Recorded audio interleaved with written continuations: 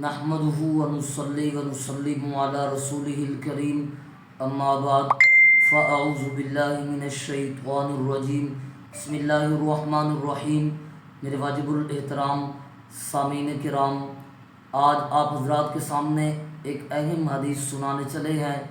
نبی پاک صلی اللہ علیہ وسلم ایک مرتبہ خطبہ ارشاد فرما رہے تھے۔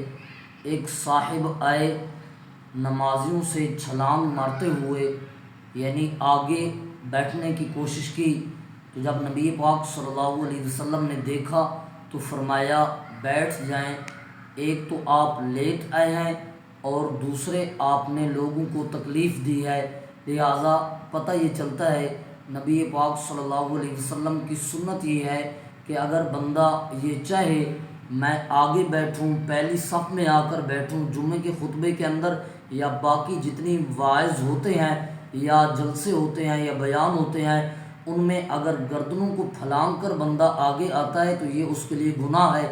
اگر اس کی خواہش یہ ہے کہ میں آگے آ کر بیٹھوں تو اسے چاہیے کہ وہ جلدی آ جائے، لوگوں کو تکلیف نہ دے۔ میرے واجب الاحترام، اگر ہمارا پیغام اور میسج آپ کو اچھا لگا تو ہمارے پیغام کو لائک کرنا، شیئر کرنا، پیج کو فالو کرنا۔ جزاکم اللہ خیرا۔